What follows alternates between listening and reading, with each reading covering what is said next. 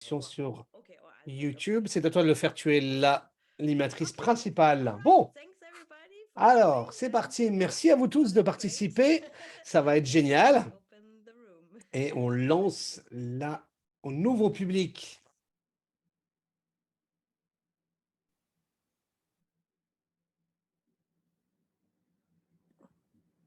Okay, let me start that.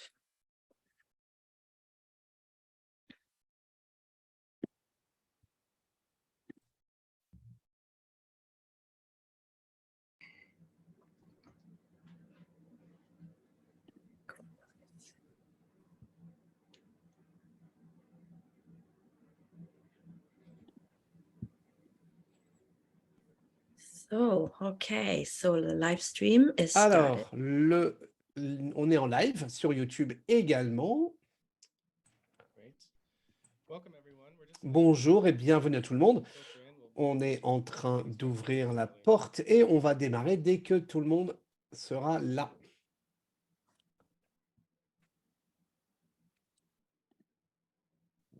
On est déjà une bonne soixantaine de participants.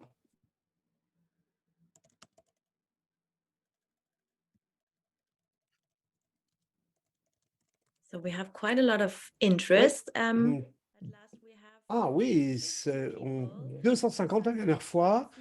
On a 250 personnes qui se sont inscrites. On va voir s'il y en a autant qui nous rejoignent effectivement. On a déjà dépassé les 60 et bienvenue à vous tous.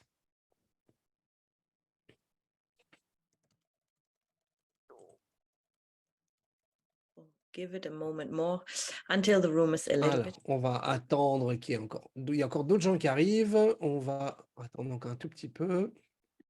Ça se bouscule aux portes.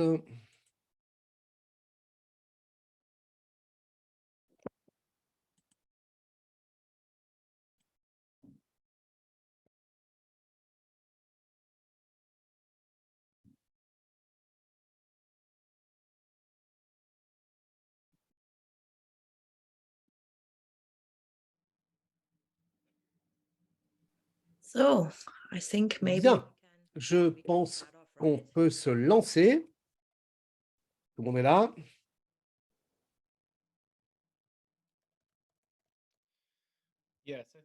Bien, d'accord. Alors, bienvenue à tous à ce webinaire. Mon nom est Sam Holder.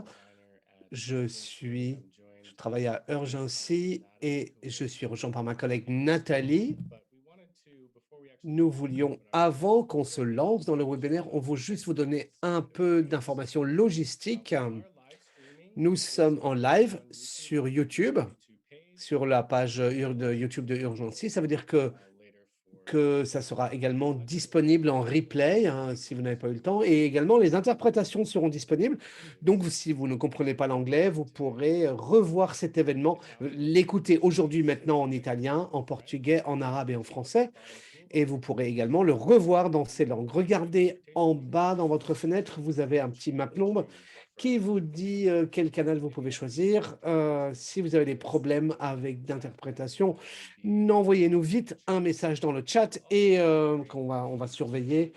Et on va également surveiller le bouton Q&A, questions-réponses. Vous allez voir un bouton en bas.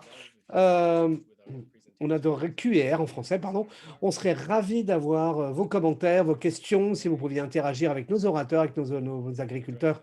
Et voilà, on va essayer de soit directement y répondre, ou alors on y répondra ensuite à la fin du séminaire, lors de la session questions-réponses. Nathalie, est-ce qu'il y avait autre chose que tu voulais ajouter? Oui, juste pour tout le monde, voilà. Comme Sam l'a dit, nous avons 4 langues disponibles et vous avez en bas le petit bouton en forme de globe en bas de votre écran. Vous pouvez choisir les langues que vous voulez entendre. Tout le monde va parler en anglais sur le canal français. Donc, si vous voulez faire du Berlitz et améliorer votre anglais, eh bien, vous pouvez rester sur le canal anglais. Mais vous pouvez également écouter la traduction parce que sinon les interprètes vont se sentir un peu seuls. Donc voilà, bienvenue à tout le monde. Nous sommes vraiment ravis de pouvoir avoir ces super orateurs aujourd'hui. Et donc, sans attendre, Je vais passer le microphone à Anna de Diafal, qui est la principale organisatrice de ce projet, et vous présenter de quoi on va parler. Bonjour Nathalie, bonjour et bienvenue à ce webinaire. Mon nom est Anna Morella, je suis de l'ONG italienne Diafal et je suis coordinatrice du projet Erasmus Medcaravane, la caravane méditerranéenne, apprendre et partager l'agroécologie. Medcaravane vise à partager les connaissances agroécologiques de nos communautés rurales dans le bassin méditerranéen. Des sols agricoles sains sont le fondement de la sécurité alimentaire et d'une bonne nutrition aujourd'hui et à l'avenir. Ils jouent un rôle clé dans le cycle du carbone, ils stockent et filtrent l'eau et améliorent la résilience aux inondations et aux sécheresses, en particulier dans nos pays méditerranéens soumis au stress hydrique. Et aujourd'hui, encore plus de régions sont affectées par le changement climatique.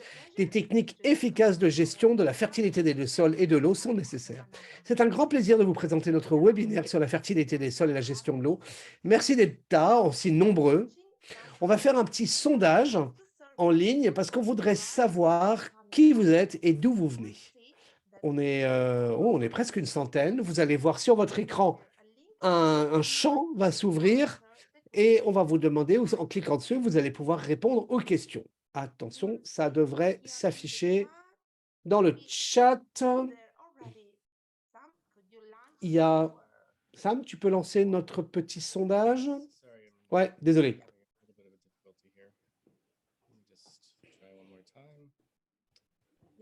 Un petit problème technique, comme toujours. C'est toujours la faute de l'ordinateur.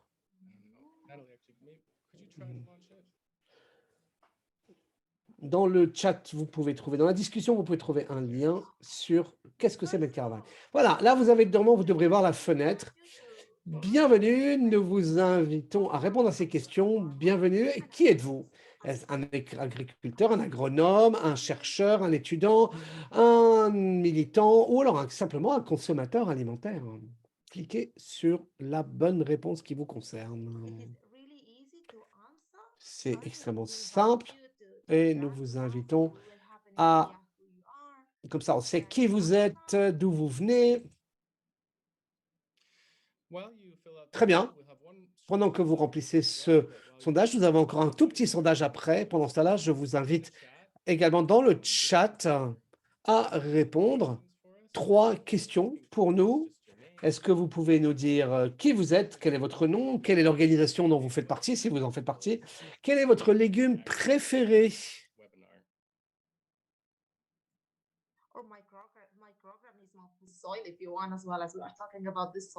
Ou alors, vous pouvez également dire, parce qu'on parle de fertilité des sols, vous pouvez aussi dire quelle est votre bactérie ou microfaune des sols est votre préféré. Est-ce que c'est le chloridium voilà. Je pense qu'il y a des gens qui ne savent pas comment ça marche l'interprétation et il y a des questions dans le champ là qui dit où est-ce qu'ils peuvent trouver l'interprétation.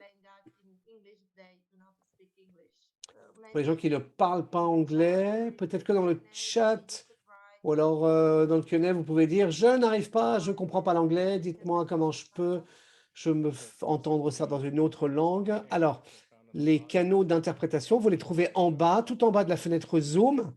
C'est tout à fait à droite. Si vous ne le voyez pas, ouvrez un peu plus votre fenêtre. Parfois, elle est masquée. Il y a un petit map monde et là, vous verrez, en cliquant dessus, vous verrez les différentes langues qui sont disponibles. Si vous avez toujours des problèmes, n'hésitez pas à poser votre question dans le chat.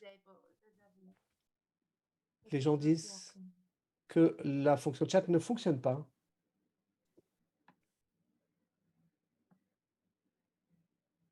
Alors, on a les résultats du sondage. Une majorité, la plupart une forte représentation agricole, agronome, vous le voyez ça? 21, 23% d'agronomes et de chercheurs, à peu près équilibré.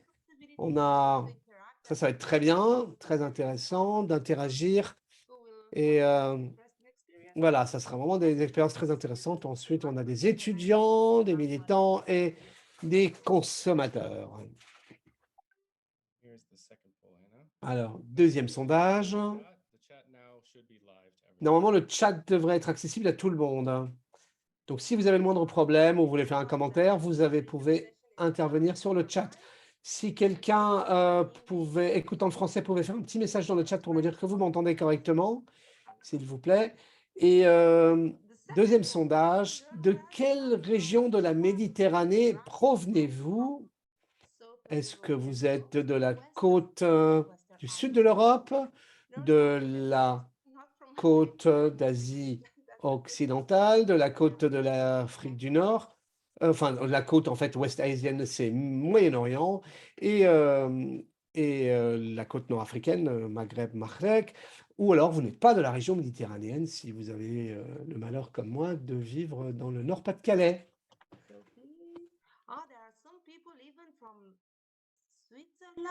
Il y a même des gens de Suisse, c'est pas vraiment la Méditerranée, la Suisse, et du Kenya, des gens d'à peu près d'un peu partout.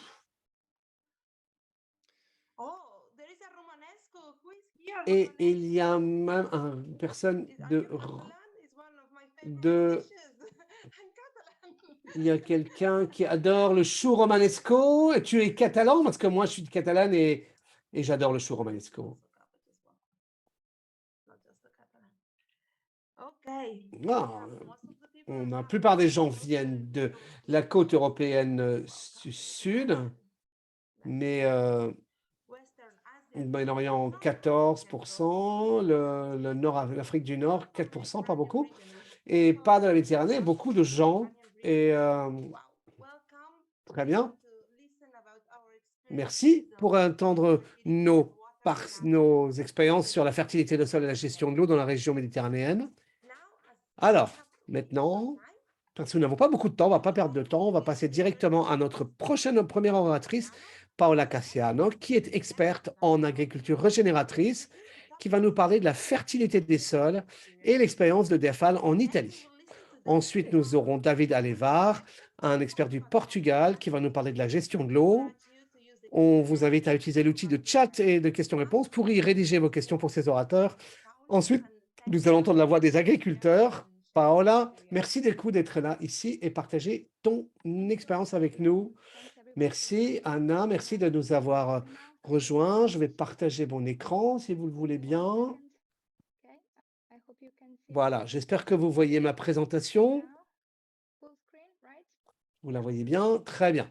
Alors, voilà, comme Anna l'a mentionné, mon nom est Paola Cassiano de DEAFAL et je vais vous parler de la fertilité des sols et comment nous le gérons au sein de DEAFAL selon nos principes d'agrobiologie et de régénération des sols. Comme vous le savez, le sol, c'est une ressource absolument vitale pour de nombreuses raisons. Il fournit des écosystèmes fondamentaux, des habitats pour de nombreux organismes, et ça fait partie évidemment de notre patrimoine naturel. Donc c'est pour ça que c'est vraiment très important de nous en soucier. Et pour s'occuper bien évidemment du sol, particulièrement l'agriculteur, nous devons nous focaliser sur la fertilité du sol. La fertilité du sol a été décrite de très nombreuses manières, mais moi je vous dirais que la principale définition, c'est la capacité de fournir une croissance aux plantes en fournissant des nutriments essentiels aux plantes et des caractéristiques favorables, chimiques, physiques et biologiques aux plantes. Parce que ça fait partie des caractéristiques importantes du sol. Et évidemment, les caractéristiques de chaque sol dépendent de l'atmosphère, de l'air, de l'eau, des particules minérales dans le sol et de plus en plus, mais surtout de les matières organiques et de la biomasse présente dans le sol, donc qui est fournie par la biomasse, la biosphère. Donc, comment est-ce qu'on peut gérer le sol et en prendre soin? Eh bien, il y a beaucoup d'options disponibles. Ça dépend évidemment du contexte où vous êtes, des ressources auxquelles vous avez accès. Et il y a différentes techniques et je pense vraiment que le principal focalisation, c'est ces 4 points que j'ai soulignés ici et je vais les présenter en détail individuellement.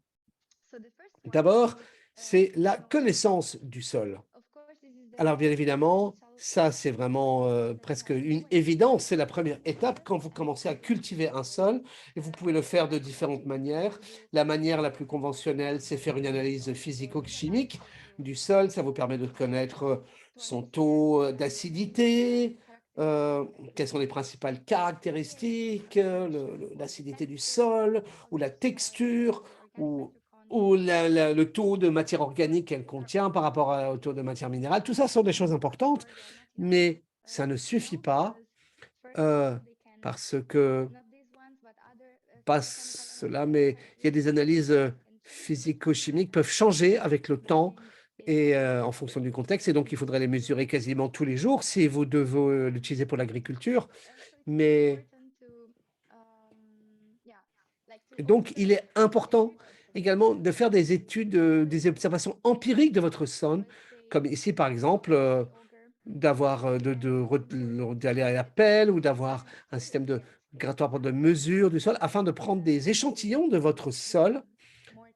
Vous pouvez le faire plusieurs reprises au fur de l'année et de la saison agricole et aussi en fonction des situations climatiques. Et ça va vous permettre d'extraire et d'observer les différents horizons de sol, les différentes couches qui forment votre sol. Et comme vous pouvez le voir sur cette image, où nous avons pris des échantillons, ça, ce sont les couches hautes vers les couches les plus profondes.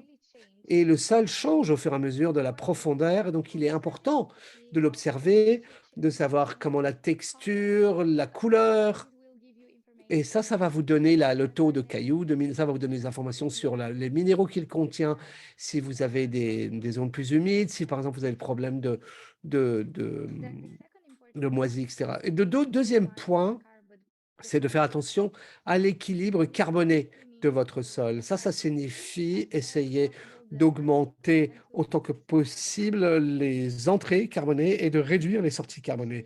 Ça, c'est très important, notamment dans la région méditerranéenne, parce que la biomasse dans le sol est vraiment une ressource extrêmement rare et précieuse. Ici, si vous regardez les contenus organocarbonés, ils sont représentés par plus c'est marron, marron plus il y en a, et vous voyez qu'une bonne partie des pays méditerranéens ont des sols supérieurs, des couches, les premiers 5 centimètres de sol, qui est la partie qui tient le plus d'éléments biocarbonés. Il y a des taux extrêmement faibles par rapport, par exemple, aux pays nordiques. Et ça, c'est dû à différentes saisons, ça peut être le climat, ça peut être la texture du sol, la capacité de rétention, ou la couverture végétale, mais c'est très important de s'occuper de cet aspect et on peut trouver très facilement en ligne des informations sur, sur les valeurs de sol. C'est pour savoir si dans votre sol, ces valeurs sont très faibles, moyennes ou correctes. Et ça vous permet de comprendre, ça c'est vraiment un point très important, notamment si vous utilisez vos sols pour de l'agriculture. Donc la biomasse est très importante dans le sol parce que ça a une impact sur la fertilité, sur la structure du sol, sur sa capacité de rétention d'eau. Ça a également un impact sur la flexibilité dans votre charge de travail. Et ça, je pense que c'est très important pour chaque agriculteur. Est-ce que c'est une terre qui est difficile à travailler ou pas? Mais également sur le contrôle des nuisibles et tous ces éléments ont bien évidemment une influence sur les revenus des récoltes. Et en effet, ça c'est tout à fait vrai, dans les systèmes faiblement technologiques, si vous ne voulez pas utiliser des fertilisants, si vous n'avez pas un système d'irrigation, si vous ne voulez pas profondément labourer vos sols, alors c'est vraiment important d'augmenter le taux d'éléments organiques et organochlorés dans votre sol. Comment vous pouvez augmenter la biomasse dans nos sols? Eh bien, la première chose à faire, c'est évidemment d'appliquer des matières organiques locales. Ça peut être n'importe quoi, ça peut être le reste de la récolte, ça peut être du compost, ça peut être mmh, ça peut être des restes, des déchets organiques, des déchets végétaux, des déchets d'animaux. Voilà. Ici, vous avez un exemple de variation de compost. Ça, c'est la première phase où on jette tout ensemble et on le mélange. du charbon de bois, du crottin. Et au bout de 90 à 120 jours, ça s'est transformé en une masse terreuse que l'on peut incorporer dans le sol.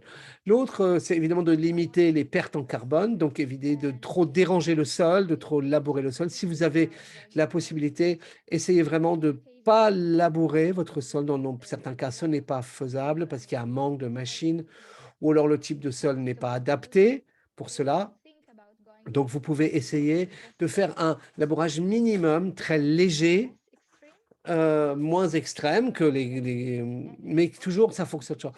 Et si vous ne voulez même pas faire un labourage minimum, alors vous pouvez utiliser du sarclage ou alors vous pouvez réfléchir à avoir des espèces de couvertures ou alors de fertilisants verts. Il y a de nombreuses espèces végétales que vous pouvez utiliser en fonction de la zone où vous vous trouvez. Et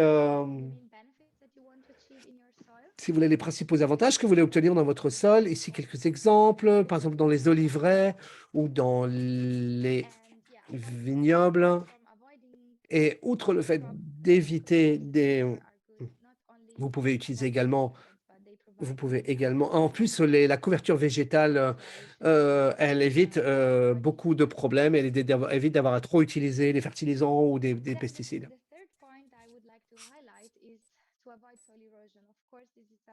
Et le troisième point, c'est évidemment d'éviter l'érosion des sols.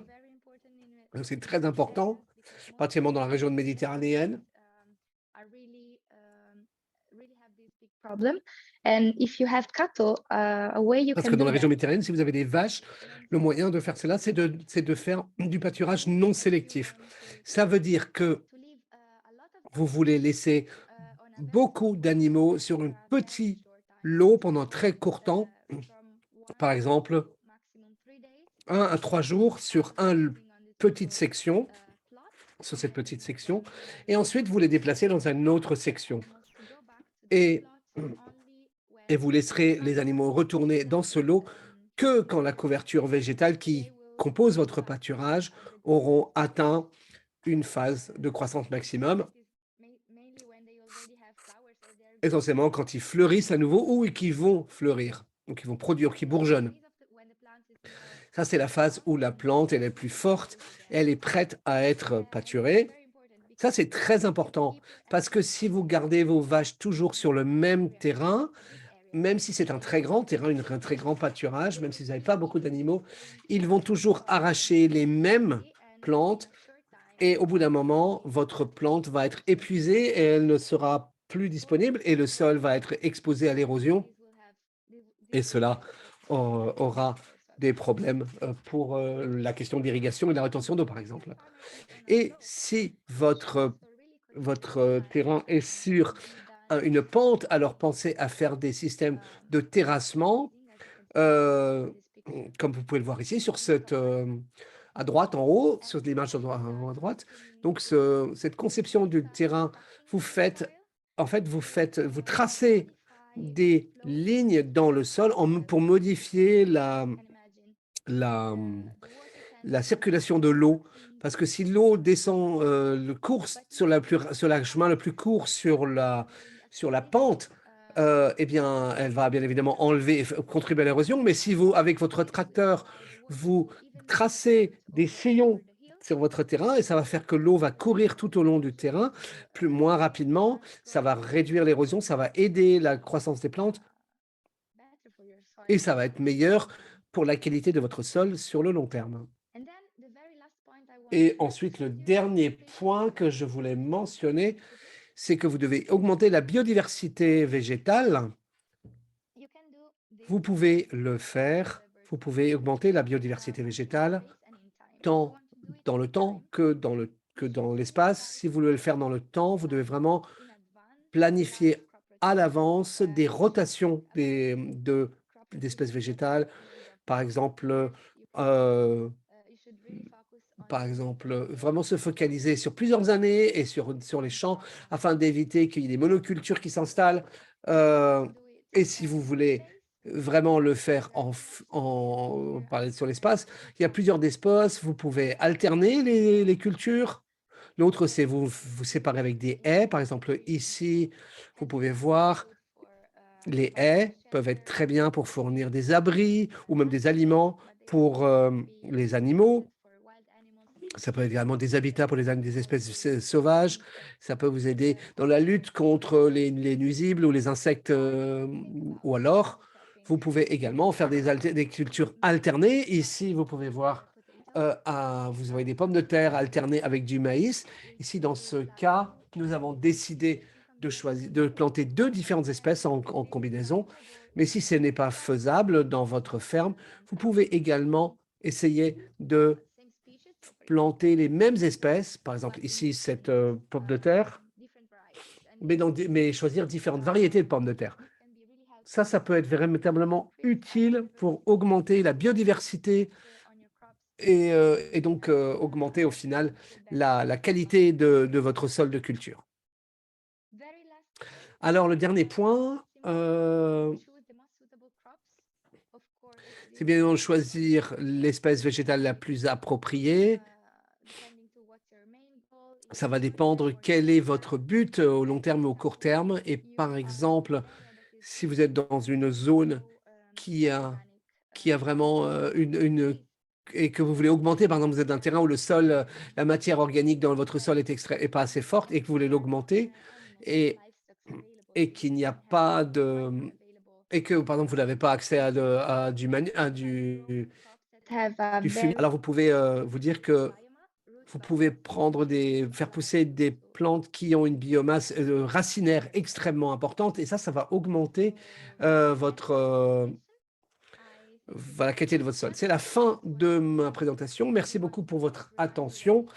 Et si vous voulez en savoir plus sur ce thème, sur l'agriculture organique et régénérative, vous pouvez aller sur notre page web et là, vous trouverez toutes les informations. Ou si vous lisez l'italien, vous pouvez nous suivre sur les réseaux sociaux et vous trouverez beaucoup d'informations sur ce que nous avons fait en Italie ces dernières années. Merci beaucoup et je vais m'arrêter là.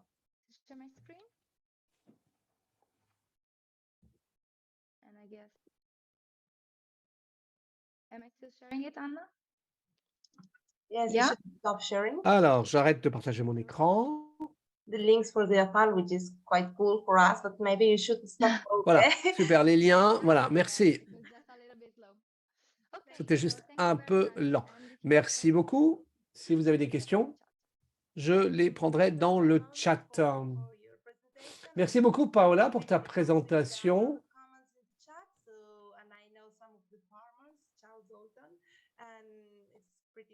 I would like to pass the ball to David Apelar, who will introduce the issue about water management and his experience also in Portugal. Thanks a lot, David.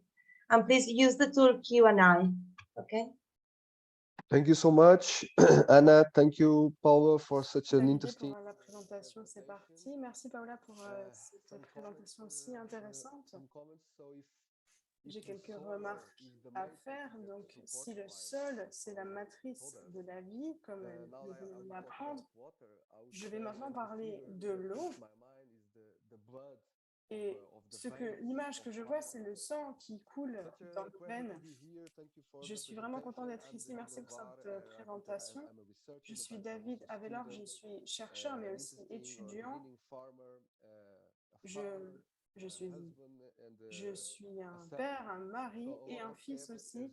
J'ai beaucoup de casquettes, comme vous tous, et je fais de mon mieux pour partager quelques remarques sur la gestion de l'eau. Alors, qu'est-ce que c'est? Alors, on va parler des schémas et ensuite rentrer dans les détails.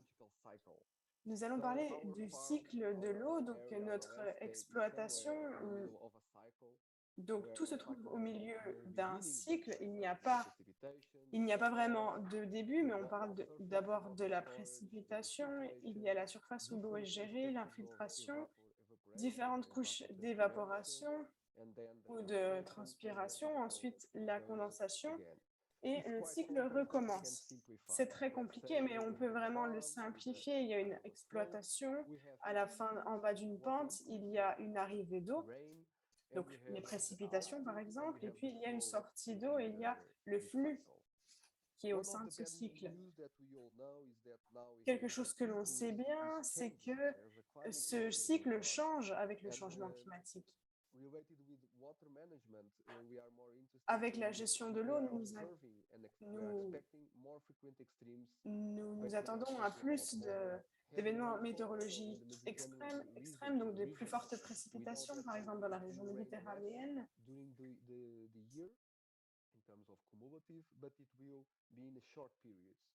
Et il y aura des choses plus fréquentes, plus extrêmes et plus courtes aussi.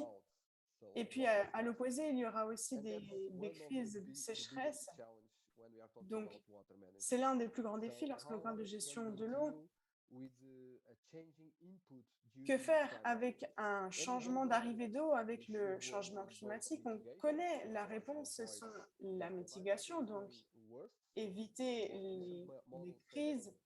D'après les derniers modèles, nous allons, d'ici 2026, avoir une augmentation de la température à plus 1,5 degré. Donc, il faut continuer aussi à éviter certains événements en mitigeant, en stockant le carbone dans le sol, par exemple, et en s'adaptant avec la gestion de l'eau. On parle de la mitigation et de l'adaptation. Si l'on pense à la gestion de l'eau, je pense aussi les éléments de stockage de l'eau. Et de façon très simple, on peut penser d'un stockage à court terme, donc le sol qui est spongieux, qui absorbe. À moyen terme, il y aura l'eau qui sera à la surface, dans les barrages, ou dans les rivières, ou dans les étangs, et ensuite dans le sol à long terme, ça sera plus profond. Nous savons que dans la région méditerranéenne, nous allons souffrir de plus grandes sécheresses plus fréquentes. Donc, il faut mieux stocker l'eau de manière stratégique parce que ça sera la clé de répondre à nos besoins d'eau. J'aime aussi parler de principes qui reposent sur les écosystèmes. Et qu'est-ce que j'entends par là? Utiliser, mais ne pas abuser. Gérer la demande en eau dans nos récoltes, par exemple, mais en gardant l'offre à l'esprit.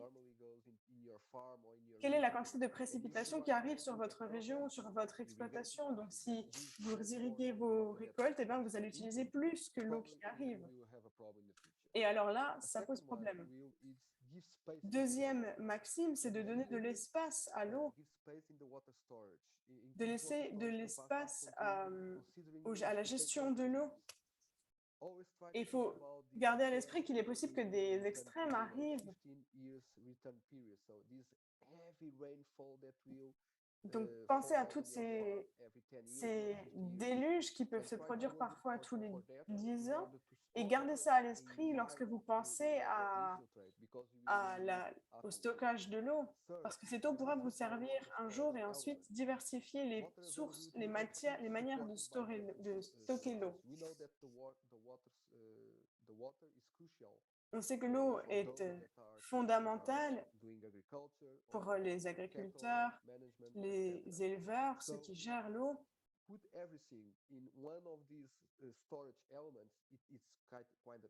Et faites le lien avec les moyens de stockage. Et des fois, il ne faut pas prendre trop de risques, il faut diversifier, il faut avoir des étangs, des barrages et l'eau souterraine. Et ensuite, le cycle et le ralentissement des flux d'eau, promouvoir des synergies avec la vie, avec les éléments vivants. Il y a des cycles naturels, mais on peut également créer des cycles hydrauliques plus rapides et plus petits, comme une économie circulaire en fait. C'est le même principe. Voyons quelques exemples que mon travail m'a déjà gentiment prêté. Donc, voici des terrasses de Yeomans. Donc, Pensez à l'échelle de permanence, il y a le climat, c'est notre base, nous dépendons du climat. Il y a aussi le façonnement des terres. Regardez l'image, on pense aussi à des terrasses. Et en fait, on s'appuie sur les reliefs de la pente. Ensuite, il y a l'approvisionnement en eau, on en a déjà parlé, mais également les routes qui mènent aux fermes. Parce que souvent, les fermes sont l'une après les autres et la route est toute droite. Et parfois, on peut se servir de ces chemins que vous voyez qui peuvent mener à à une ferme ou l'autre, mais on peut aussi s'en servir pour retenir l'eau. Il faut aussi parler des arbres, bien évidemment, et les bâtiments permanents. Où sont-ils? Comment est-ce qu'ils permettent de gérer l'eau? Ensuite, des barrières, donc faites des lignes ondulées. Et pour donner un autre exemple, en vert, il y a les arbres. On voit bien le relief des arbres et on voit clairement là ce cours d'eau. Et qu'est-ce qui se passe là? C'est lorsqu'il pleut, l'eau va courir vers les différentes zones. Et là, vous avez ces arbres qui vont apporter de l'ombre, mais qui vont également être des paravents. Il faut travailler main dans la main avec la nature pour gérer mieux l'eau. Donc voilà le point de vue qu'on a maintenant, c'est qu'il faut tout contrôler la nature pour avoir nos ressources, mais nous le savons, ce n'est pas la meilleure solution, ce n'est pas très intelligent finalement. Donc il faut travailler avec les cycles naturels, avec les racines par exemple, différentes plantations selon les racines, plus diversifiées, pour travailler main dans la main avec la nature et c'est un moyen plus intelligent. Pensons d'abord le sol, on va travailler de bas en haut. La matière organique, le vivant, mais aussi la mycorhize.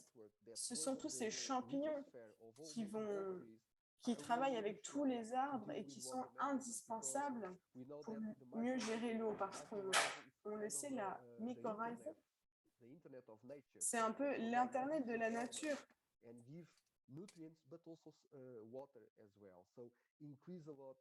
Qui va, leur système de racines va interagir avec l'eau.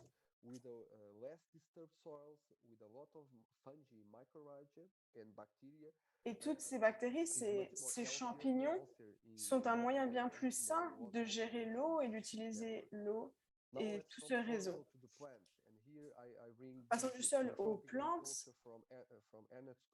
Et là, je cite l'agriculture syntropique de Koch. C'est un travail très inspirant.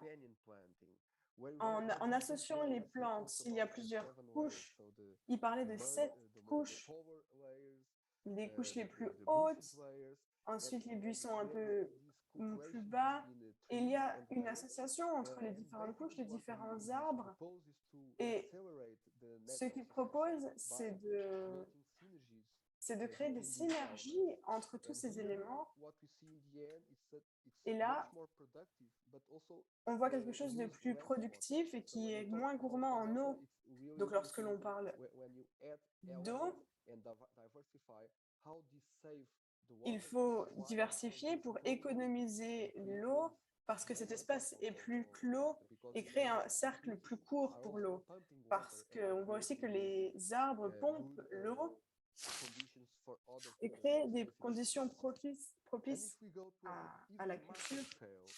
Et si l'on voit à une plus petite échelle, il y a les pompes biotiques, la théorie de Makarieva. C'est un travail qui montre le paysage, par exemple. Ce schéma représente le sud de l'Espagne, vous voyez la mer. Et avant, il y avait énormément de forêts. Il y avait des schémas de pluie qui étaient plus stables. Et ce que l'on voit aujourd'hui, le présent, le schéma des précipitations a beaucoup changé. Et pourquoi? Eh bien, c'est dans différents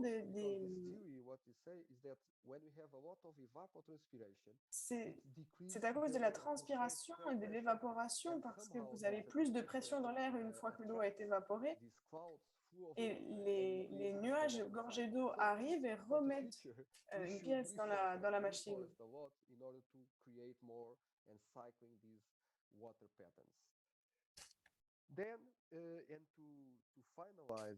Pour terminer ma présentation, je n'ai que 10 minutes. En fait,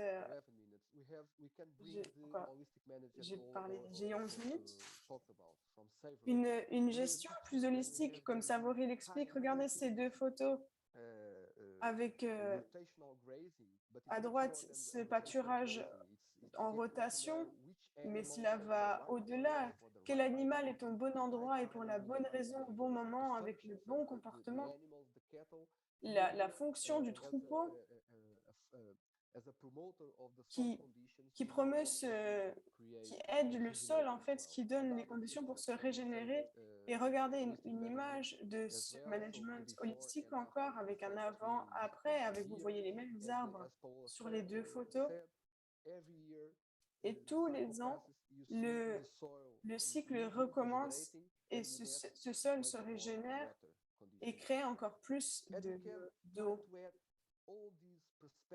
Et toutes ces perspectives, tous ces éléments peuvent être utilisés pour la gestion holistique. J'ai entendu parler d'un nouveau programme en Virginie aux États-Unis. Ce sera ma dernière diapositive. Il y a donc une ferme. Il y a des images satellites qui permettent de savoir où est la plus grande concentration de photosynthèse de NIR. Donc, c'est-à-dire où est-ce qu'il y a plus ou moins d'eau. Et puis ensuite, vous superposez les cartes. Et puis, vous utilisez la topographie pour innover. Et ensuite, vous pouvez créer la carte de vos terrasses. Pour vraiment avoir la topographie de votre terrain et pour mieux comprendre les flux de terrain, vous voyez là où le niveau est plus haut, plus bas, vous voyez le flux de l'eau. Et vous pouvez faire un plan plus holistique. Vous avez des concentrations d'eau, vous avez le terrassement, vous avez la division, les parcelles de votre exploitation. Vous pouvez organiser le pâturage aussi et vous pouvez organiser le cirque au sein de votre exploitation et vous allez faire régénérer votre sol et améliorer la disponibilité en eau. Vous pouvez utiliser ces principes de gestion de l'eau. J'espère que vous avez été instruit par cette présentation et je vous remercie de votre attention. Merci beaucoup, David. C'était vraiment intéressant. C'était une très bonne présentation sur la gestion de l'eau. Il y a une question pour...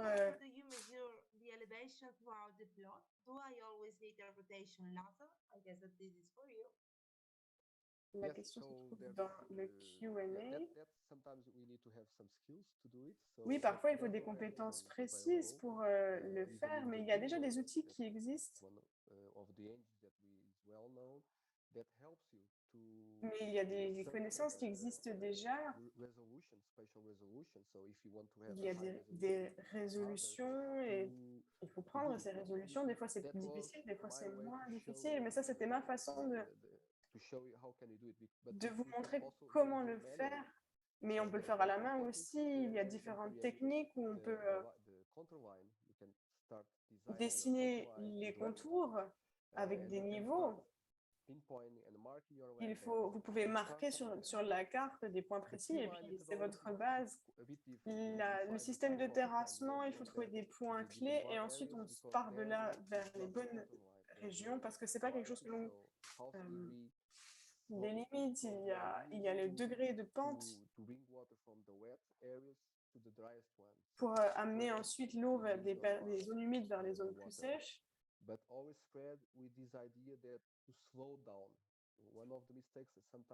Donc parfois, je vois une des erreurs, c'est de créer quelque chose et lorsqu'il y a de fortes précipitations, lorsque l'eau coule, et en fait l'eau coule tellement vite qu'il y a l'érosion, donc il faut en fait ralentir l'eau et la capter.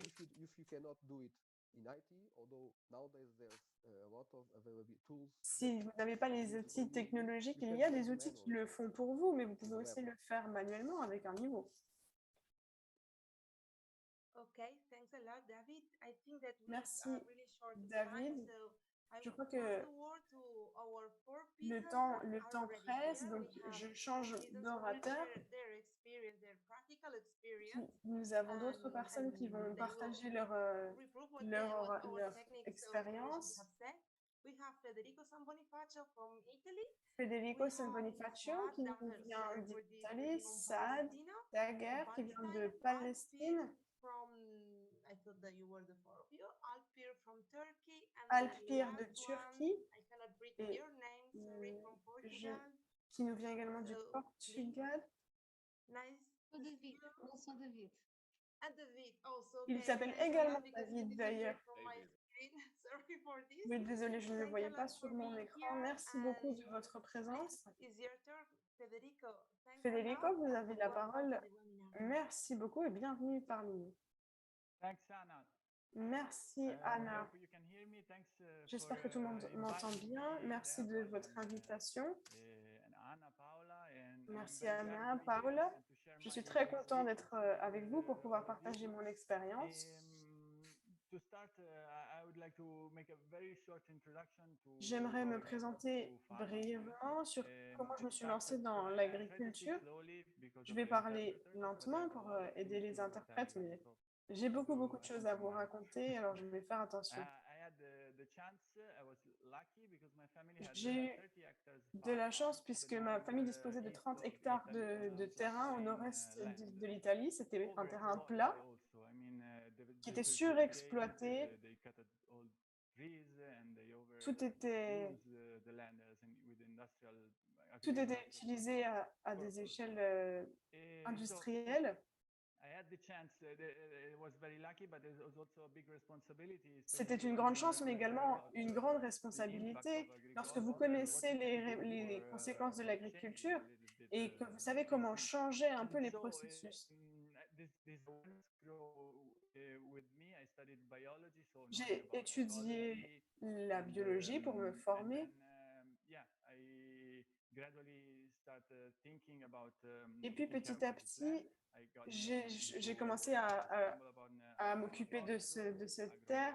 agroecology, J'ai fait de l'agricologie, j'ai appliqué and so on. l'agricologie And at the end, I et end d'autres up with, pratiques. Et following puis, very closely also the regenerative je agriculture suis également movement in attentivement Italy, especially les with the ZEP. mouvements en attended Italie. many of these courses, and they're really interesting and helpful.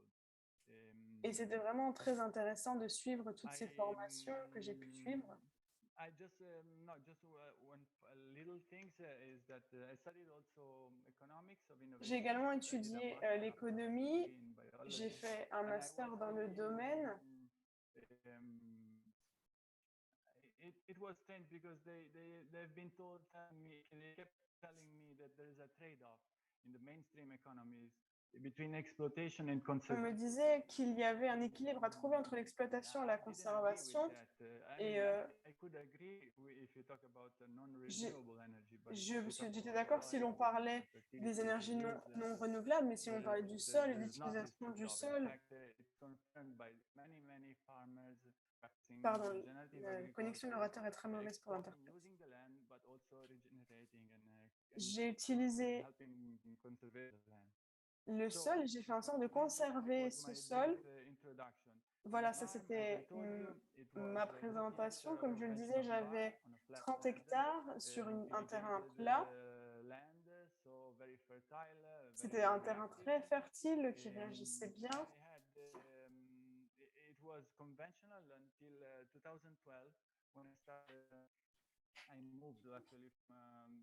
Je cultivais normalement jusqu'en 2012 et puis j'ai changé de méthode. L'étape principale, primordiale, était de planter des arbres, et ce grâce au financement de la Commission européenne. Et j'ai pu planter ainsi, verdir un tiers de mon terrain, 10 hectares. Et puis, c'est un système de polyforesterie.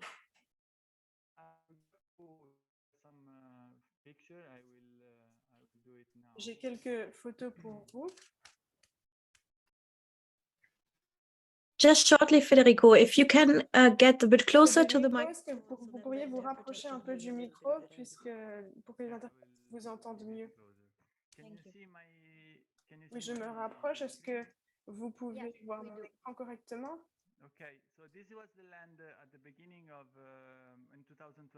Donc ça, c'était le début de l'exploitation en 2012, quand j'ai commencé. Nous avons mis une couche de plastique biodégradable pour planter des arbres. Federico, on ne voit pas encore la photo. On ne voit que vos dossiers. On ne voit pas encore la photo. Désolée, j'arrête de partager mon écran.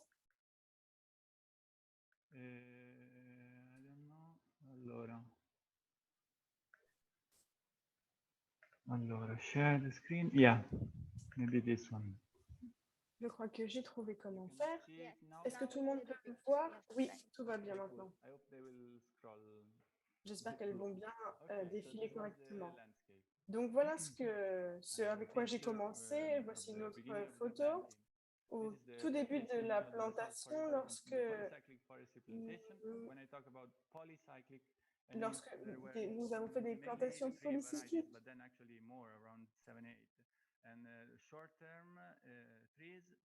Et certains poussaient plus ou moins vite, à court terme, moyen terme et long terme, avec différents termes. On appelle ça polycyclique. Des peupliers pour l'industrie, des platanes pour l'énergie et différents types de chênes, de noisetiers. Donc voilà quelques types de faire en pleine plantation. Voilà comment tout a changé, la vue a changé, les barrières en quelque sorte. Voilà la plantation polycyclique. Et je suis très fière de cet investissement qu'on a fait dans le paysage. Les résultats sont vraiment intéressants. Et si vous voulez, je peux rentrer plus en détail. Voilà les peupliers. Voici une autre photo. Donc, la deuxième étape après la plantation des arbres, c'était que faire de tout le reste de la terre. Donc, évidemment, on voulait appliquer des pratiques écologiques. Et on a commencé à chercher les graines idéales pour qu'elles s'adaptent à l'environnement. Et je me suis investie avec une association en Italie qui est un remarquable réseau d'agriculteurs qui connaissent bien les graines. Et on a utilisé des anciens types de céréales, là vous voyez du maïs. Et en parallèle, pendant que tout poussait, eh bien, nous avons régénéré le sol aussi. Nous avons utilisé des techniques de régénération agricole. J'ai construit un outil pour bouger le compost, pour l'aérer.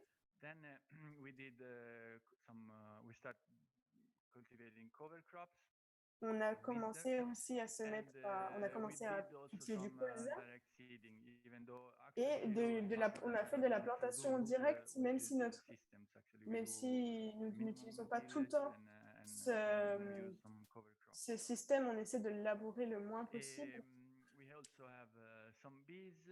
On avait également There is des my girlfriend, abeilles. Julia, Voici and, ma petite amie and Julia. there is a lake we managed to do 2 years ago, talking about water storage. Et ce sont voilà l'un des moyens qu'on utilisait pour stocker l'eau. Je termine avec ces jolies images du paysage, des délimitations de la parcelle avec tout ce que nous avons planté sur la propriété.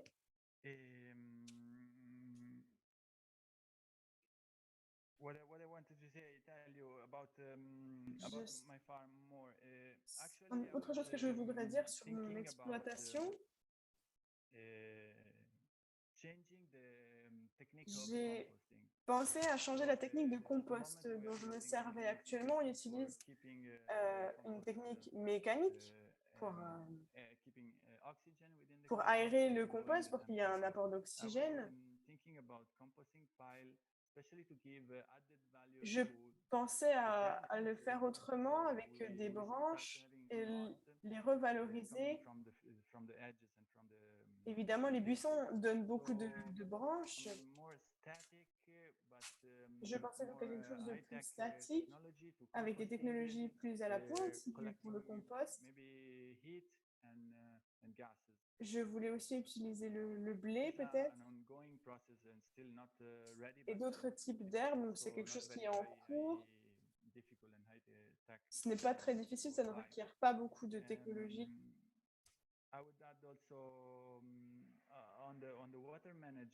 Concernant la gestion de l'eau, qu'avons-nous fait?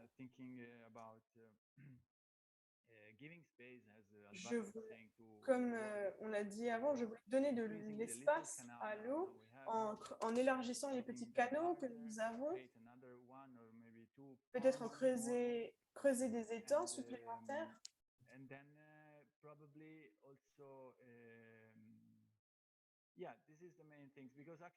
Voilà des choses importantes puisque nous avons de l'eau dans les souterrains, mais elle est très polluée. Beaucoup de nitrates à cause des exploitations qui sont avoisinantes. Donc, toutes les techniques d'exploitation génétique nous permettent d'avoir de l'eau plus propre dans le sol. Je n'ai pas analysé l'eau récemment, mais je pense que nous arrivons à faire des choses, même si la surface n'est pas très longue, mais nous arrivons à nettoyer l'eau. Sorry interrupting you. Pardon de t'interrompre. C'est très très intéressant, mais le temps presse. On a également beaucoup de questions et on voudrait également entendre les autres aussi.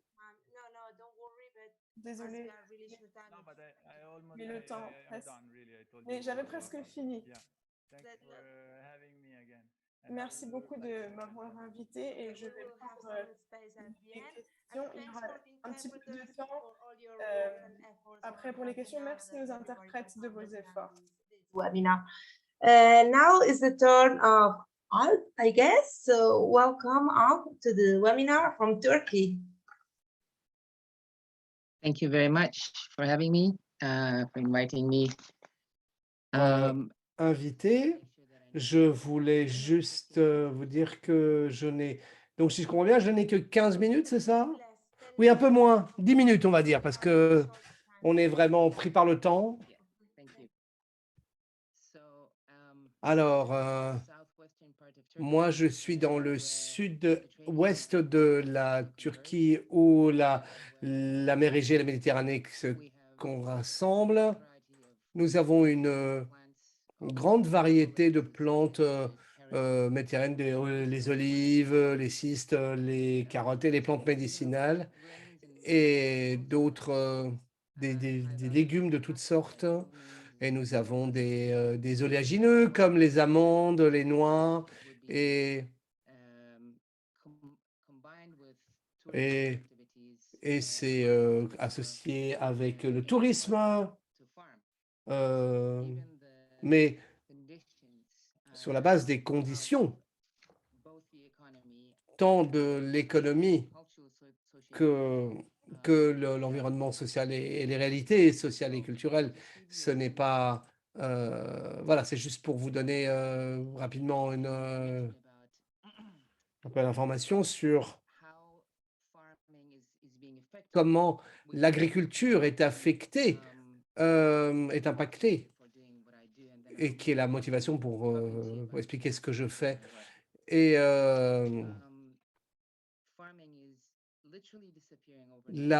l'agriculture disparaît du jour au lendemain. Les prix du foncier sont devenus tellement élevés que les agriculteurs vendent leurs terrains pour des projets immobiliers ou touristiques. Et à cause de l'explosion de la valeur du foncier, surtout après la pandémie du coronavirus. Donc, les sols contiennent 1% de matière organique au moins. Il y a la sécheresse c'est un problème qui, pas simplement en été, mais également la perte de biodiversité est un taux absolument alarmant, et les changements provoqués par le changement climatique, on les connaît tous. Alors, pour un agriculteur, emprunter de l'argent, ça a également un coût absolument, ça va avec des taux d'usure de 40, 50%, c'est absolument impossible à payer. Juste pour vous donner quelques exemples, les prix des intrants synthétiques, des engrais chimiques, a augmenté de 235%. Le carburant, 221%, le fourrage, 140% d'augmentation, les pesticides par 105%. Et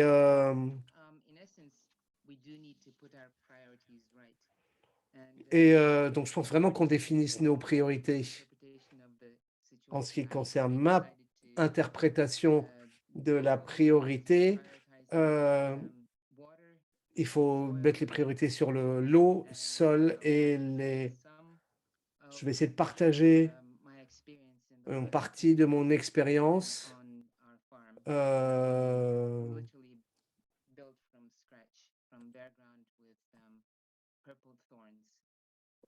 Excusez-moi, je n'entends pas ce qu'il dit. Je vais essayer de partager.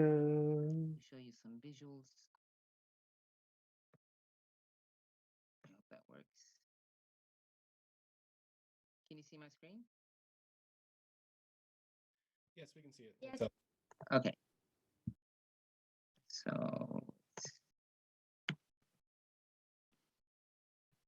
So this is our farm. It's a 4-hectare property. Donc ça, c'est une agriculture, 40 hectares, une ferme. I'll try to move my cursor so you get an idea. So the village road. Voilà, juste une idée. Donc la route du village, elle divise notre propriété en deux.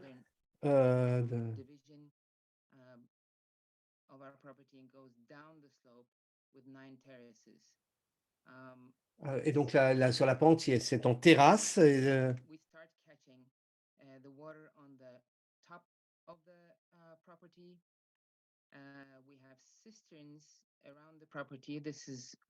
Nous avons des citernes autour de la propriété. Donc là, ici, nous avons une citerne de 250 tonnes. En dessous de ce bâtiment, nous avons un autre citerne de 70 tonnes.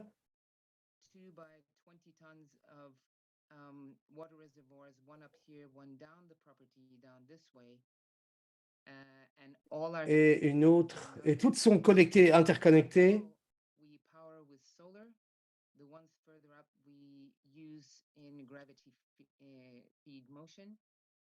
We have, as I said, 9 terraces where we slow down the water going downhill. And just to give you a feeling of what it was like in terms of the soil. Juste pour vous donner une idée en ce qui concerne la couverture du sol, à gauche de la route, nous avons un voisin qui a une oliveraie, et cette zone que je vous montre là, c'est notre jardin de semences. C'est là que nous faisons la sélection de semences paysannes, de ce que nous plantons, mais également des variétés qui sont diffusables sur le marché, adaptables à notre environnement local et national.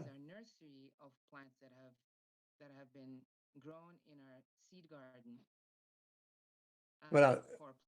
Donc, nous avons un arboretum et nous faisons la sélection des semences. En tout, nous avons 10 hectares. Cette propriété ici, c'est une propriété de 4 hectares.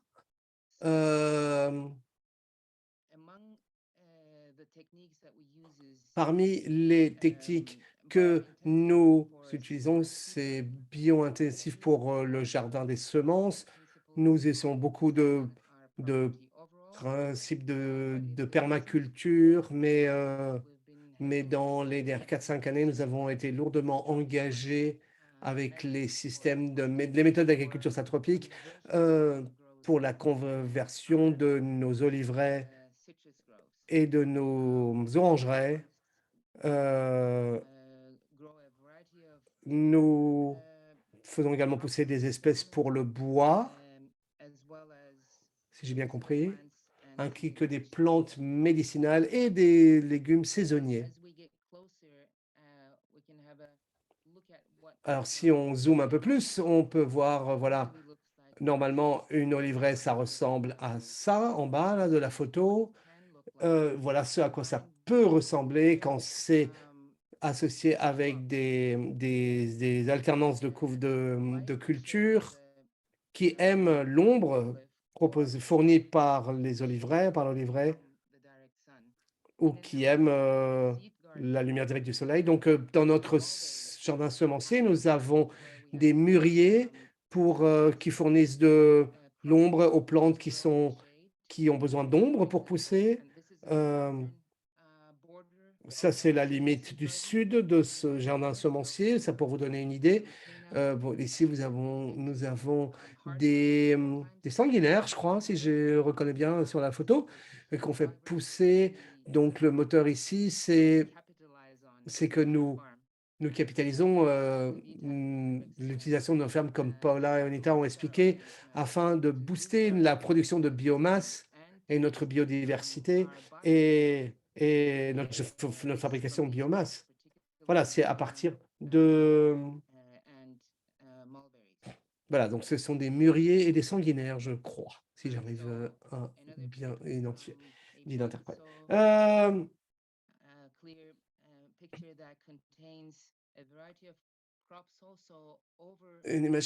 C'est une image qui montre une variété de végétation. On a d'autres plantes comme par exemple du raisin et derrière on a des peupliers.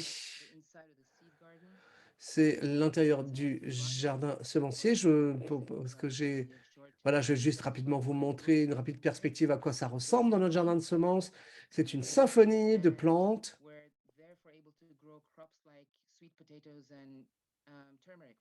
On fait par exemple pousser du curcuma et des patates douces qui sont des espèces qui normalement ne poussent pas dans les sols méditerranéens et en vue de manque d'humidité, qui mourraient en été, mais avec le temps, on arrive on a réussi à créer les conditions pour nous permettre de les faire pousser.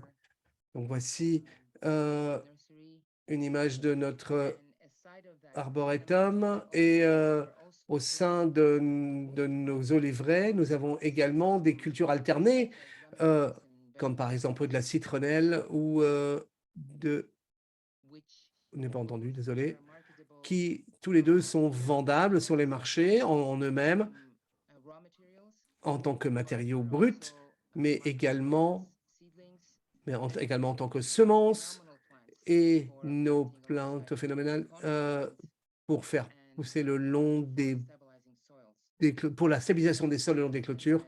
Ils sont très résistants à la sécheresse et sont des plantes tout à fait bénéficiaires à nos espèces principales. Juste pour vous donner une idée de à quoi ça ressemble un usage du sol syntropique qui a été généré à partir des semences et des marcottages. Ici, vous voyez Vous avez un amandier avec des cacahuètes et il y a du romarin sur les côtés. Et ici, vous avez un cactus, un fig de Barbarie. Et, et le cactus fournit également, c'est une source pour de l'eau. Sorry, Alp, Désolé, Alp. finish as well.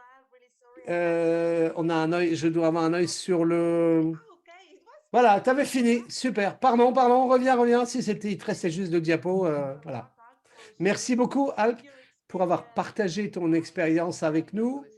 Merci de m'avoir écouté. Et No problem. Okay. I understand. And you can find in the chat also the links to contact Alp and to see him. vous trouverez dans le chat également le lien vers la présentation de Alp. Et voilà, pour savoir où c'est que vous vous trouvez exactement en Turquie. Et voilà, pour plus d'informations. Bien, je ne sais pas qui est... Alors, il faut vraiment pas qu'on perde de temps, donc parce que dans 10 minutes, s'il vous plaît, tenez-vous. Désolé si je dois vous couper, mais on est malheureusement pris par le temps. Okay, thank you. Merci beaucoup, Sarah. You hear me? Donc, est-ce que vous m'entendez? Yes. we can. Okay. Okay. So I will go Alors, fast, je vais pas... very short. I can say that as all of you, je peux dire, one of comme the vous water tous, issue and water la question de l'eau et la question du manque d'eau est un grand problème dans nos régions, in Palestine, in et Jordan, surtout en Palestine, en Jordanie, dans cette région-là, dans le Moyen-Orient. since maybe 26, 27 years, Depuis 26-27 ans, quand j'ai commencé how to à réfléchir à comment practice changer nos pratiques agricoles, of water, but pas simplement en termes de gestion de l'eau, mais de manière générale, parce que la plupart des agriculteurs, ils ont adapté leur agriculture, ils sont passés des méthodes traditionnelles. talk about traditional or conventional, I'm talking about Euh, et quand je parle de traditionnel versus conventionnel, je parle d'une agriculture qui without any use of chemicals. qui n'utilisait pas d'engrais chimiques ou de pesticides chimiques. Et nous avons vu aujourd'hui que la plupart de nos agriculteurs utilisent. Donc, on a commencé à réfléchir sur la manière de changer notre... de pratiquer l'agriculture. J'ai mis 2 ans à convaincre mon père d'arrêter le labourage des oliveraies.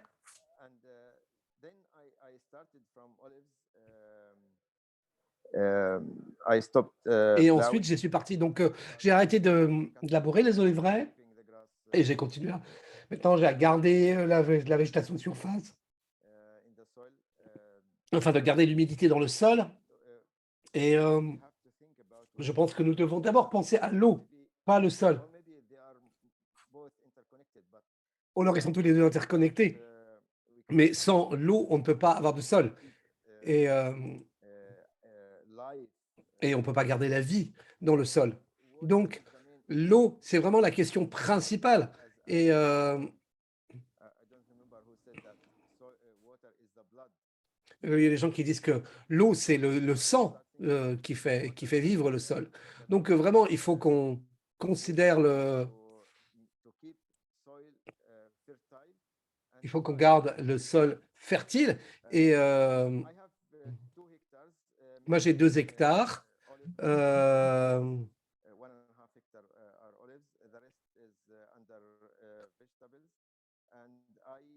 Le reste, ce sont c'est de l'horticulture. J'utilise des méthodes agroécologistes pour gérer l'eau de manière intelligente, je dirais, en augmentant le contenu de la biomasse dans le sol et ensuite en gardant le sol toujours couvert avec du broyat.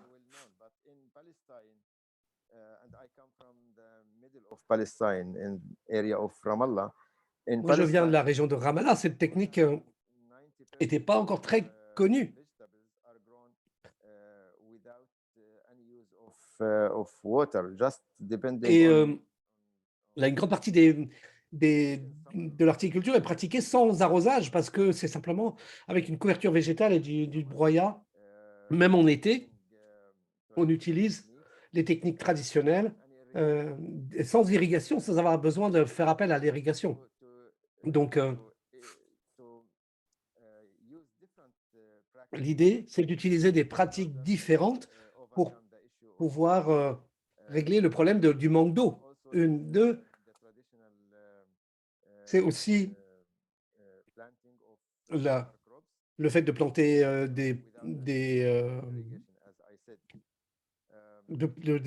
cultures saisonnières sans irrigation. Également, méthode d'irrigation goutte à goutte. Ça, c'est quelque chose que nous utilisons. Ça nous aide à moins dépenser d'argent, dépenser d'eau, et donc vaincre la question du manque d'eau. Moi, j'ai constaté que les techniques agroécologiques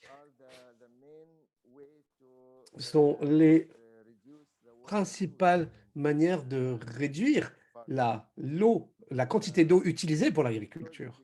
Parce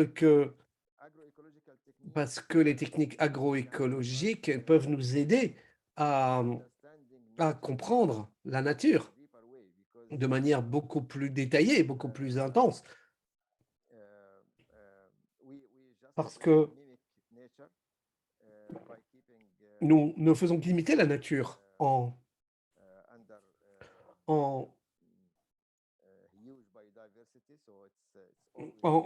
préservant la biodiversité sur notre terre agricole.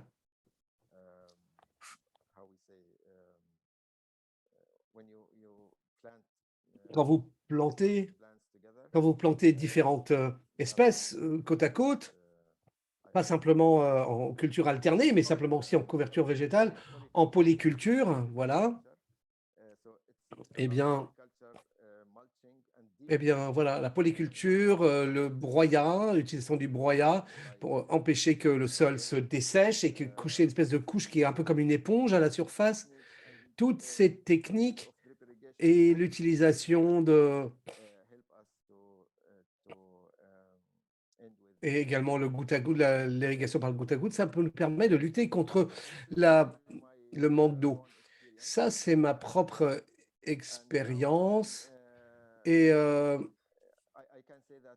maintenant, je peux dire que je peux produire beaucoup plus de légumes sans utilisation de produits chimiques. Nous produisons beaucoup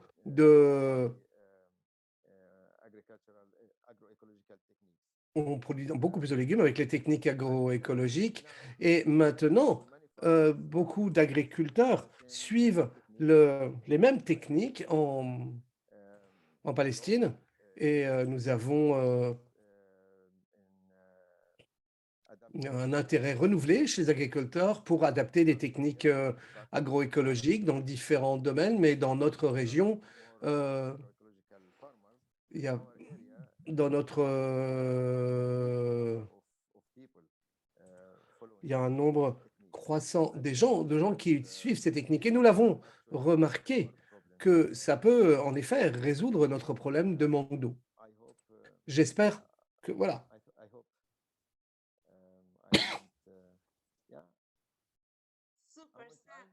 Super. C'était parfait. Tu es pile à temps, Saad. J'essaie de parler vite, mais Time to share your experience of Palestine, which is also Merci in the other. d'avoir présenté l'expérience de la Palestine. Merci beaucoup, Saad, de ce beau témoignage sur la gestion de l'eau. Et ensuite, on part de l'autre côté de la Méditerranée. Nous allons au Portugal. David, merci de ton temps. Bienvenue à toi. Essaie d'être concis si tu peux. Merci beaucoup, David. Merci, Anna. Merci beaucoup de votre invitation. Quel honneur d'être avec vous et de partager du temps avec vous. Vous faites un travail remarquable.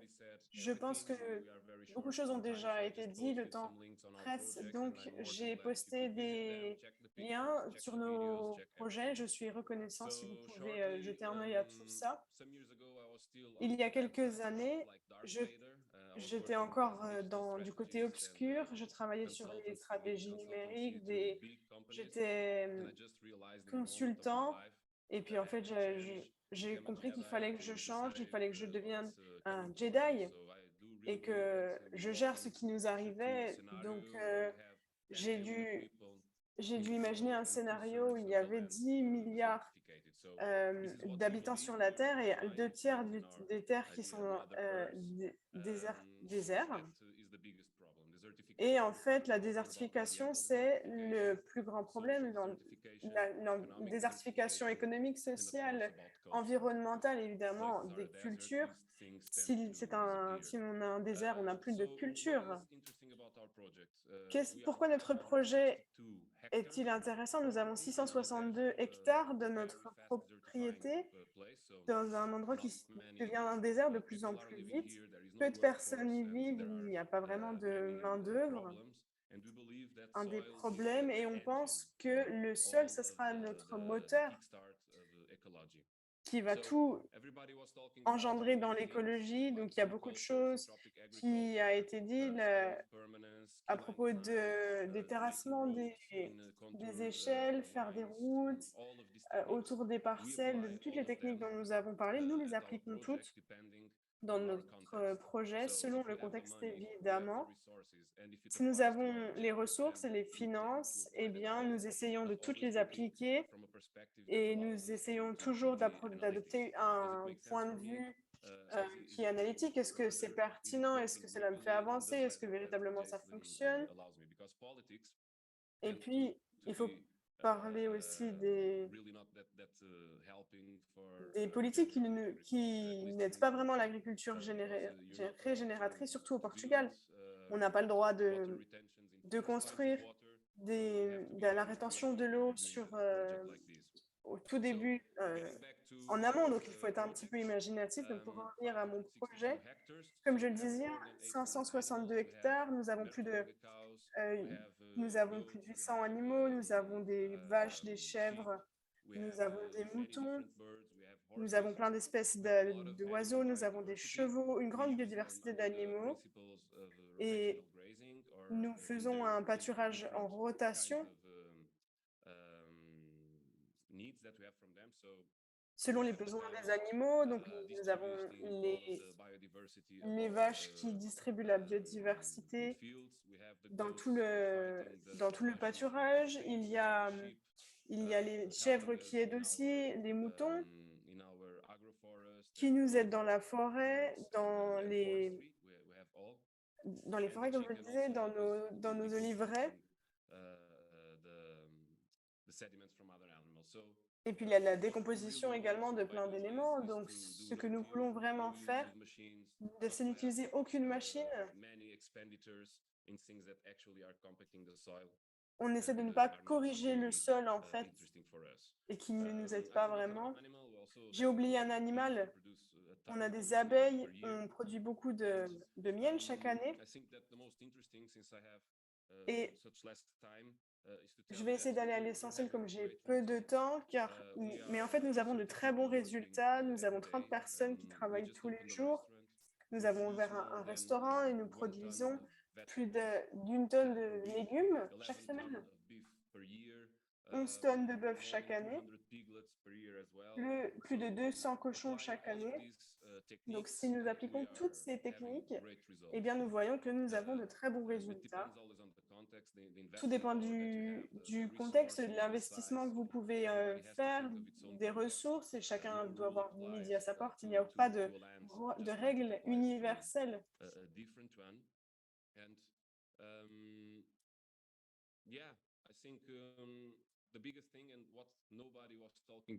Et une chose qui n'a pas été évoquée, il faut bien rappeler que les techniques fonctionnent et c'est difficile de quantifier l'agriculture régénératrice et penser à un modèle économique qui est aussi régénératif. Voilà ce qui alimente notre projet parce que si vous ne gagnez pas d'argent, les gens vont vous dire: «Mais qu'est-ce que vous faites? Est-ce que vous avez de l'argent, des financements?» Peut-être financement de l'État. Mais lorsque vous avez 562 hectares et 30 collègues, donc vous avez la responsabilité, il n'y a pas de choix. Il faut être sur le marché. Donc voilà ce que je disais, nous appliquons ces techniques, nous travaillons beaucoup. Ce n'est pas, ce ce n'est pas super tous les jours, ce n'est pas un long, fleuve tranquille. Des fois, il y a des obstacles sur notre route, la route de l'agriculture régénératrice. Il y a la politique, il y a des personnes qui ne croient pas dans le projet, des restaurants qui ne soutiennent pas nos produits parce qu'ils ne veulent pas travailler plus. Donc, ce qui est important, c'est que si vous êtes dans le domaine, c'est la première étape en fait. C'est génial. Vous pouvez continuer à vous épanouir, à lutter. Et nous, en fait, nous allons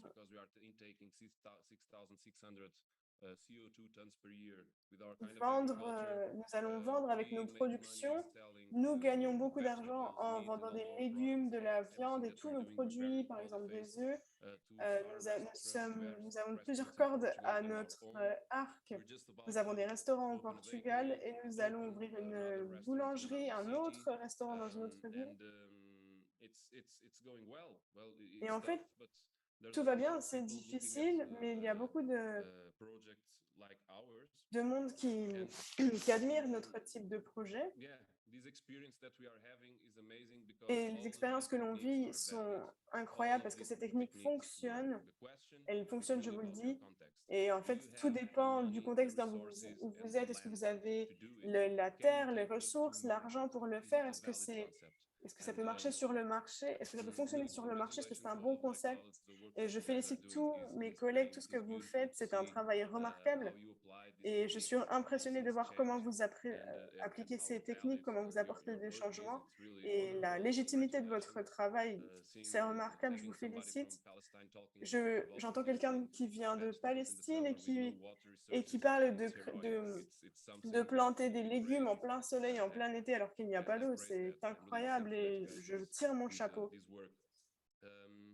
C'est vraiment un travail remarquable. Je n'ai plus beaucoup de temps, donc je vous invite à visiter le lien que j'ai mis dans le chat. Je reste pour les questions-réponses. Nous avons un programme de bénévoles. Vous pouvez venir visiter l'exploitation. Vous pourrez visiter toutes les installations, cliquer, regarder les photos, poser vos questions. La- Il y a une question où la réponse est très très simple, c'est est-ce que ça fonctionne? Ça fonctionne, c'est quelque chose qu'il faut mettre en application de manière urgente. Et puis, travaillons ensemble, marchons dans la même direction et reconstruisons le concept d'agriculture et de coopération et de partage et de respect à la terre-mère parce qu'on en a besoin.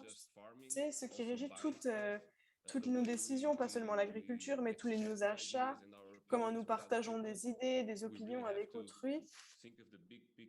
Il faut voir grand, il faut voir de manière holistique et penser pour un meilleur avenir. J'ai 3 enfants et c'est ce qui compte à mes yeux, c'est qu'ils puissent avoir la même qualité de vie que j'ai ou alors cette idée de vie et de possibilités dans l'avenir. Et le travail que vous menez, le travail de toutes les personnes qui sont derrière leurs écrans aujourd'hui et toute l'énergie que vous déployez, c'est vraiment ce qui compte le plus. Merci à tous. Venez nous rendre visite. Nous avons un endroit parfait pour voir ce qui fonctionne, ce qui ne fonctionne pas, ce qui est rentable, ce qui ne l'est pas. Parce que toute la journée, nous avons des réussites et nous commettons des erreurs aussi et nous pouvons en parler. Je n'ai pas beaucoup de temps, j'avais une présentation, envoyez-moi un mail et puis nous pouvons partager notre expérience et vous verrez, c'est très intéressant de ce qu'on fait avec l'échelle de ce qu'on fait. Il n'y a pas beaucoup de propriétés régénératrices de cette superficie et on fait tout ce qu'on peut. C'est pas seulement ce qu'on veut faire alors que tout le monde nous dit qu'il ne faut pas le faire, mais c'est important pour nous de créer cet espace où l'on lutte contre la désertification, on partage et puis ce qui fonctionne moins et ce qui va nous aider à avoir un meilleur avenir. Merci à tous. Et posez vos questions, n'hésitez pas. Merci beaucoup, David. Quelle fermeture, quel mot de la fin. Il y a eu des choses qui sont ressorties de ton discours, la question du financement, comment avoir ce financement, et nous allons avoir des webinaires sur la question de la parité. Nous cherchons des femmes, mais malheureusement, on a essayé parce que les femmes font des choses autres. Mais c'est une question intéressante, la question des femmes dans l'agriculture. En mars, il y aura un webinaire sur la parité et le leadership des femmes. Et d'ailleurs, c'est très important parce que vous l'avez tout dit, vous l'avez dit, c'est une question d'hommes et de femmes et puis évidemment, ce seront des hommes et des femmes qui feront l'agriculture. For all Yeah, you get my wife. She's running most of the farming operation. Exactly, everybody is running. In my case, it's my partner who's running the kids. So I'm really fortunate about this. Please, Nathalie and Sam are sharing with you the poll. There are some facts still here, but unfortunately, we need to close the webinar because the interpreters really thank. Arrêter le webinaire parce que les interprètes, merci vraiment à tous les interprètes qui nous ont bénévolement aidés à traduire notre anglais pour qu'on puisse tous se comprendre. Voilà, italien, arabe, français, portugais et merci à vous tous. Et je pense qu'on peut essayer de répondre toutes les questions séparément qui ont été posées dans le chat, sur lesquelles on n'a pas encore pu répondre. Je pense que ça a été une réunion, un webinaire extrêmement intéressant sur l'agriculture biologique et régénérative. Ça a été vraiment très intéressant, moi, de mon point de vue. C'était un plaisir de rencontrer tous ces gens qui travaillent dans ce réseau agroécologique méditerranéen. Nathalie, tu veux dire encore les mots de la fin? Oui, merci beaucoup, c'était très inspirant et merci beaucoup à tous les interprètes et à tout le public d'être avec nous ici aujourd'hui. Je voulais juste dire que ce webinaire l'enregistrement de ce webinaire va être disponible sur le canal de YouTube de Urgency.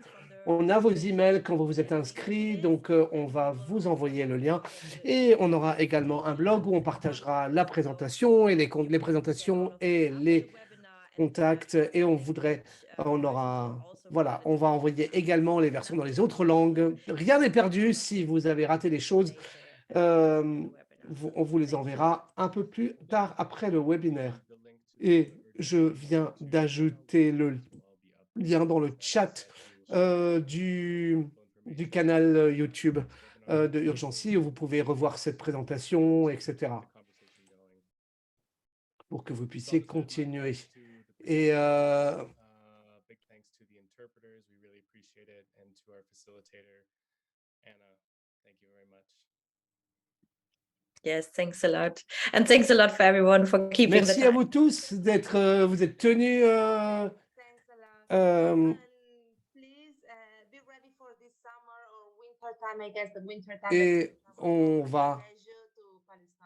Et on a un déplacement prévu, je crois, du Alentejo vers la Palestine. Voilà, vous allez recevoir nos visites. Il y avait des questions sur l'arbre de Alpes. Quels étaient les arbres? Rapidement, si tu peux répondre, Alpes. Now, why don't you send me an Alors, email? I'll just write my email address here, and you can just email me.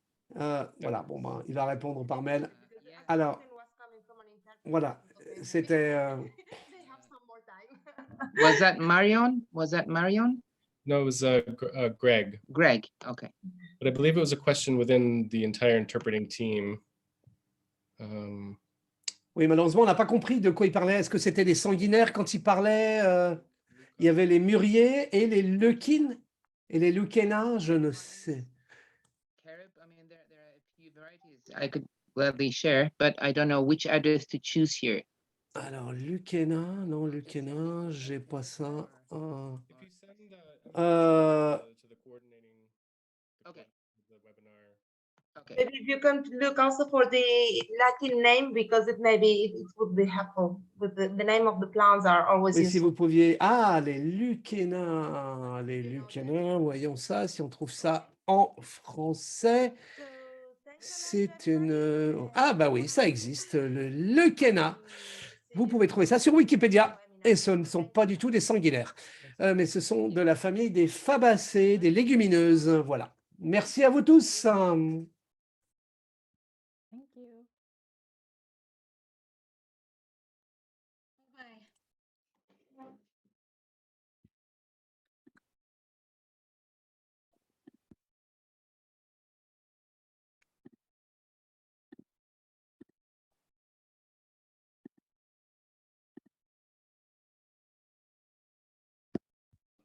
Nat, I think we can stop the streaming. Yes. YouTube. Okay. Perfect.